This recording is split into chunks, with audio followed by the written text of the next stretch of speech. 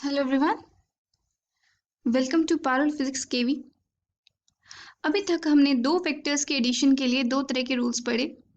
One was triangle law of vector addition and the other was parallelogram law of vector addition. यहाँ पर हमने दो vectors को add किया। What if there are more than two vectors? अगर ज़्यादा vectors हैं दो से, तो उस केस में हम कौन सा लॉ यूज़ करते हैं? We use polygon law of vector addition. It states that when a number of vectors are represented by open sides of a regular polygon in magnitude and direction taken in same order, then the closing side represent the resultant vector in magnitude and direction in opposite order. इस statement का क्या मतलब है? Let us suppose मेरे पास चार vectors हैं, p vector, q vector, s vector और t vector.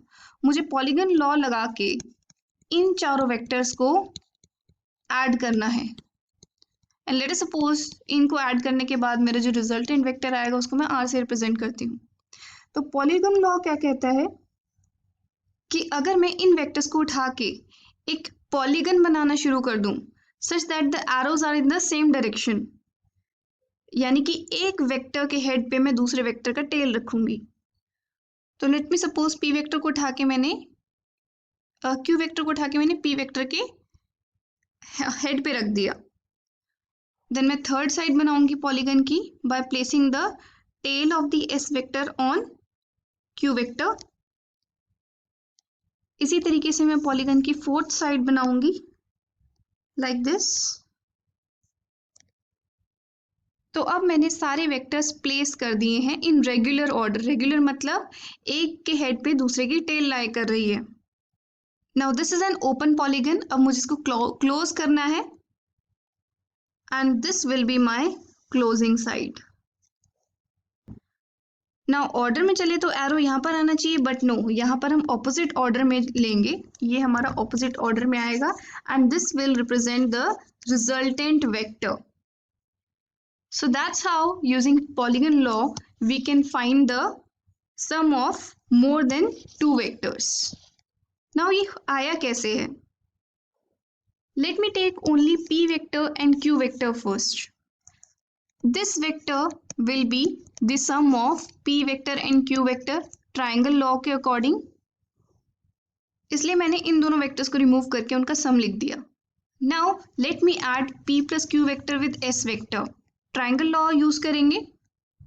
We'll get the resultant vector of their addition as this represented by white line, p vector plus q vector plus s vector.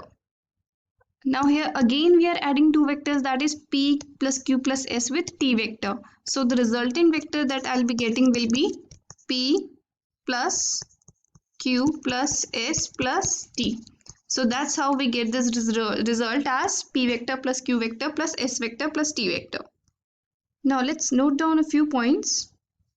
The resultant of two vectors will be maximum when they are in the same direction. अगर हमारे पास दो vector हैं, let us suppose a vector और b vector.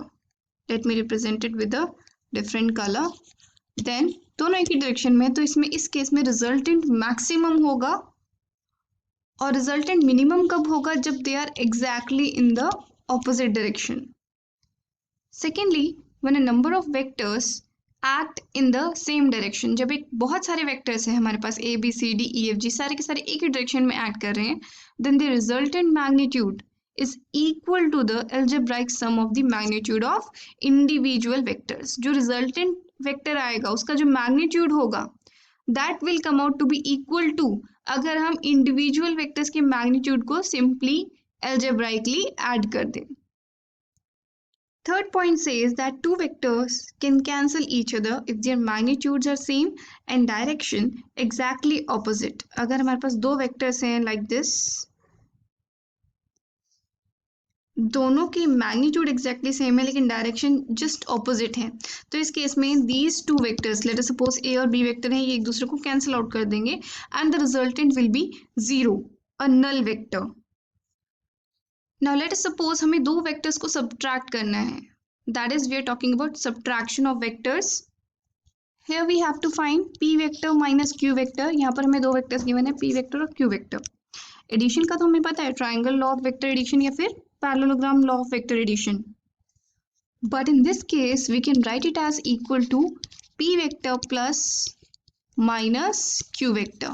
तो अगर हम इस तरीके से लिखें देन हमें माइनस क्यू वेक्टर उसके लिए बनाना पड़ेगा. पहले किसी वेक्टर के जस्ट ऑपोजिट में हम उसी की लेंथ का वेक्टर बना देते हैं तो वो माइनस नेगेटिव वेक्टर होता है उसका. So this is my negative vector of q.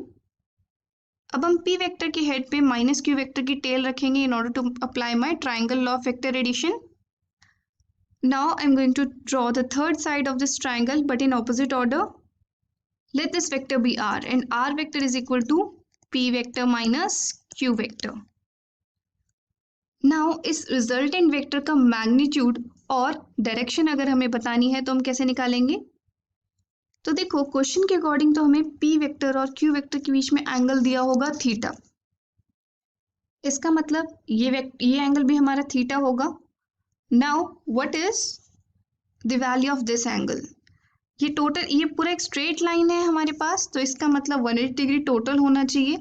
Now if this is theta then this angle will be equal to 180 minus theta which will be the angle between p vector and minus q vector.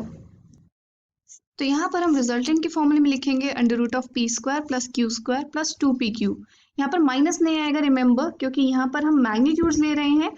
q minus Q vector का magnitude भी q ही होगा और plus q vector का magnitude भी q ही होगा. So it's cos of 180 minus theta. It's not theta. यहाँ पर angle दोनों वेक्टर्स के बीच में है 180 minus theta. So this formula will be for magnitude of resultant vector. Now for its direction अगर हमारे पास प्लस क्यू वेक्टर होता था तो उसके लिए फॉर्मूला होता था q साइन थीटा. बट यहाँ पर थीटा नहीं है एंगल, यहाँ पर 180 माइनस थीटा है divided by p plus q cos of theta नहीं है again 180 minus theta. So we get the value of alpha by tan inverse of this whole. With the value of r and alpha we can determine any vector. So I hope this topic is clear to you. That's all for now. Have a good day.